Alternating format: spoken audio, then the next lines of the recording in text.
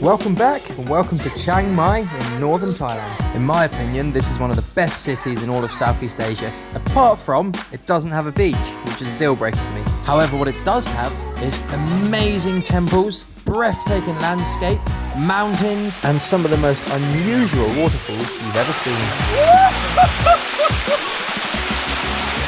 Oh yeah! In this episode, we explore some of the attractions surrounding the Chiang Mai area and end up in a secret cave temple. So sit back, turn up the volume, crack open a beer, and let's go exploring.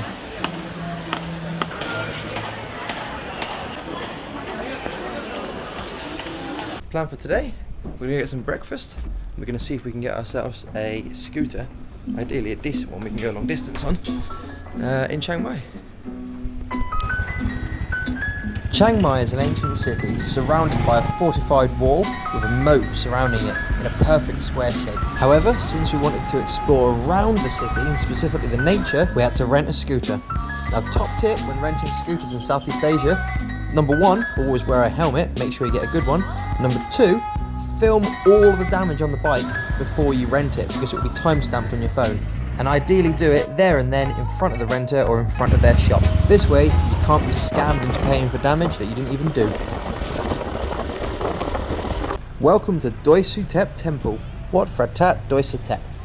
This is one of the most mind-blowing temples that I've personally ever seen, and it's located on a mountain overlooking the city of Chiang Mai, with an incredible twisty mountain road to get to it. Or you could hike it if you're feeling particularly fit.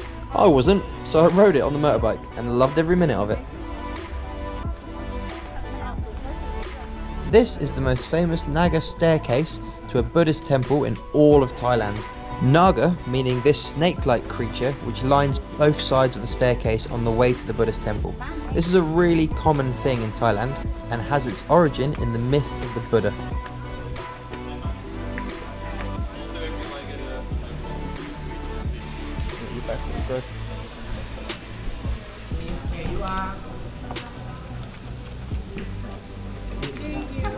Thank you, couple cup.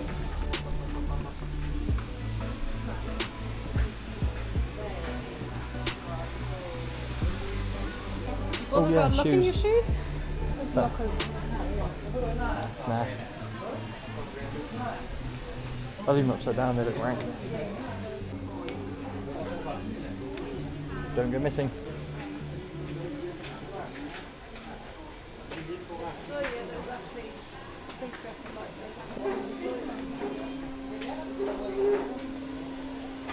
Hey, you look amazing. So at Buddhist temples in Thailand or all of Southeast Asia, you should cover your shoulders and your knees. However, that's a bit lenient. Like for instance, if your knees are sort of partially covered by your shorts, like mine are today, that's considered fine. There's also a strict no shoes policy, but socks is absolutely fine. It's gotta be the most bling bling temple we've been to. This was here last time as well. There's a map on here. Oh, it tells you where everything is. The original founding of the temple remains a legend, and there are a few varied versions. The temple is said to have been founded in 1383. These look amazing, when the first stupa was built. Over time, the temple has expanded and been made to look more extravagant, with many more holy shrines added. According to legend, a monk named Samanathera from the Sukhothai kingdom had a dream. In this vision, he was told to go to Pangcha and look for a relic. Sumanathara ventured to Pangcha and found a bone. Many claim it was Buddha's shoulder, and that bone is kept within the golden pagoda in the middle of this temple, and found its way here on the back of a white elephant that was set free by the king. That elephant died on top of this hill, and that's where the first stupa was built. That bone is now considered a very holy relic. These people are donating money to the temple, and in return, the monk is giving them a blessed bracelet.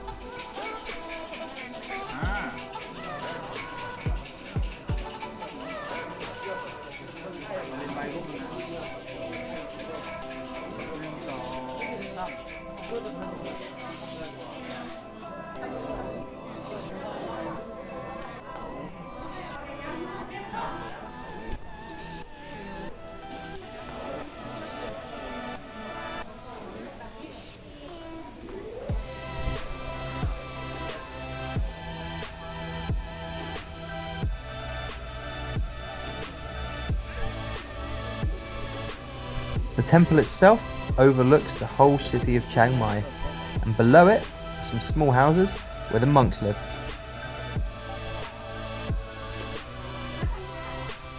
I've been told I have the inquisitive nature of a curious possum, and whenever I see a door open, I have to see what's inside it.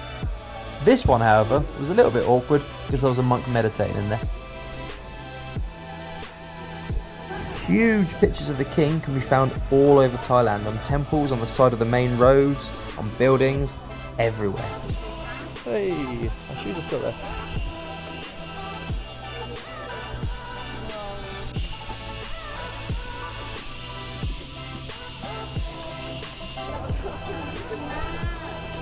At the bottom of the serpent steps, you can find lots of small independent shops. Some selling food, some selling clothing, bags, handmade goods, souvenirs, all sorts of stuff. I like the flight berries. The next day, we jumped back on our bike and we headed an hour and a half north of the city.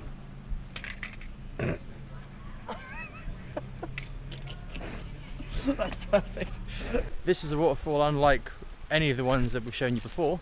It's quite unique, and you'll see why in a minute.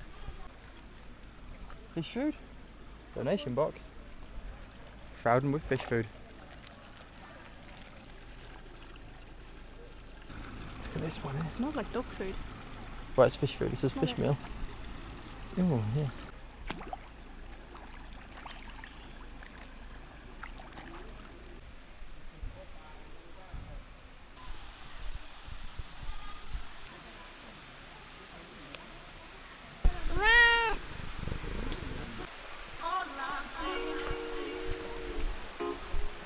So this waterfall starts off by walking down some steps right to the bottom of it before climbing back up through the actual waterfall. Now, unlike any other waterfall, this one's super grippy. It's actually marketed as the sticky waterfall. It's not sticky, but it's grippy. It is grippy. Now, like a lot of Thai attractions, it's completely free, which is amazing. They've got shower facilities, toilet facilities. It's a proper decent place.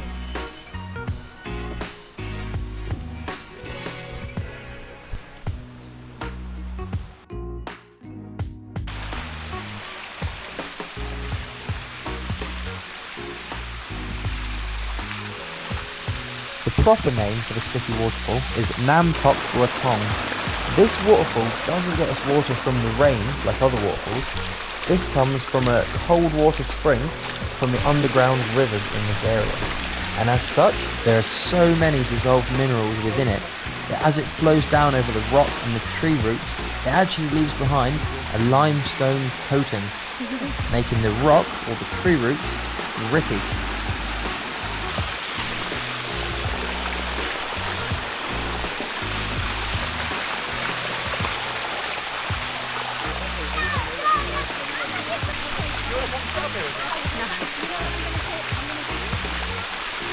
Because the water for this waterfall comes from underground rivers, there is no actual season for it. It flows all year round just the same. We visited it in the afternoon and it was fairly busy. Probably best to visit early morning, where you'll likely be the only ones there.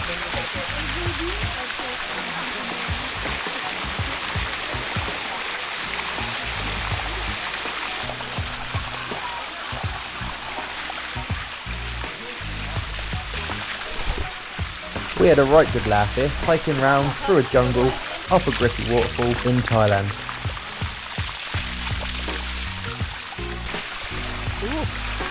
On the most part, this is super grippy, but there are a few slippery patches, so like when you put your foot down, kind of test it first.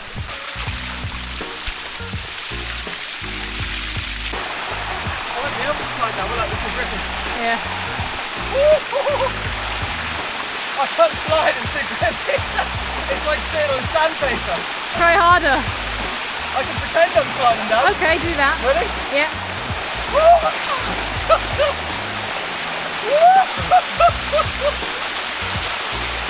Oh yeah!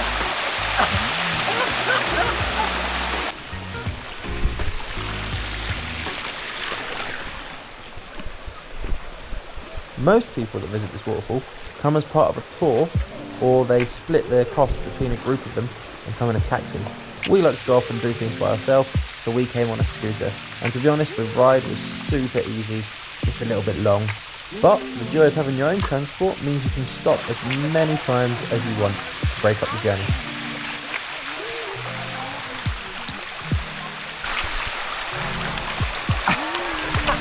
If I pull my toes up. You're water skiing. At this point, we were so close to being back at the top, but... So we were just walking up that final bit of waterfall, and some young girl fell and slipped and was sliding down it at like freaking warp speed right past me, and took Lisa's legs out, and Lisa went down with a thud, and she's bruised all of her hip and everything. If it was going to happen to anyone, it was always going to be Lisa. Fuck's sake.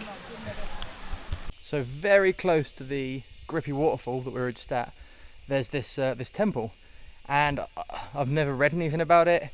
No one told me about it. When we were last here 4 years ago, we were driving up the road and it caught my eye, so we popped in, and I remembered, and we're here again, and it looks like we're the only ones.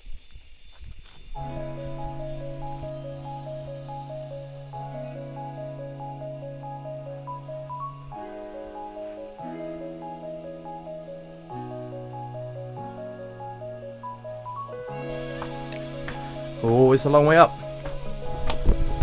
Lisa's not joining me on this one because her hips are bruised up from where she got wiped out on the waterfall. So she's waiting at the bottom, and I'm going up alone. Now the really cool thing about this temple is that at the top of these stairs goes into a cave, and the temple is built in the cave. You'll see what I mean in a second. There's no one else here.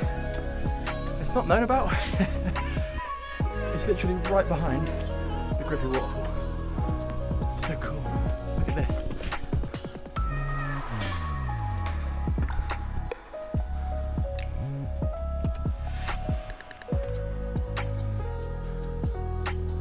So this Buddhist temple is halfway up the side of the mountain, inside a cave, but it feels very raw and authentic. According to legend, a great warrior used to come here to practice sorcery inside this cave, and this is also where he forged his sword.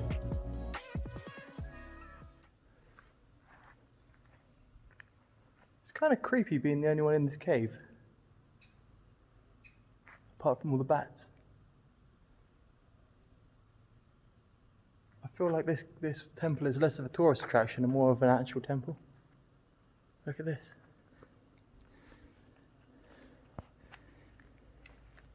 All the incense. Lots of signs of people being here. The most amazing golden Buddha.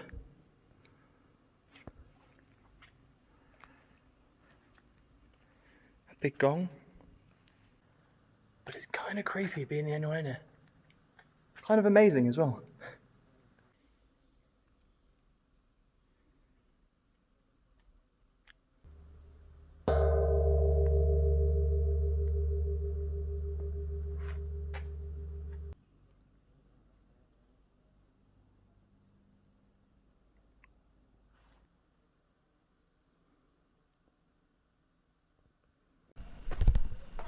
Well, I was the only one in there.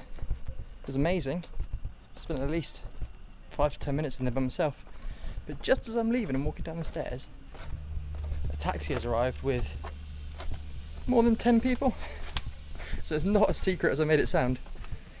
But you can time it perfectly and be the only one here for optimal creepiness, but also amazingness.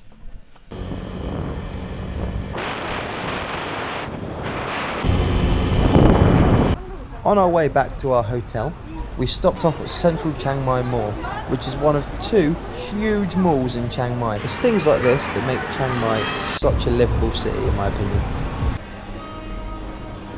Next up, we're heading north, very close to the border with Myanmar, to a small town up in the mountains called Pai, and it's bloody incredible. See you soon.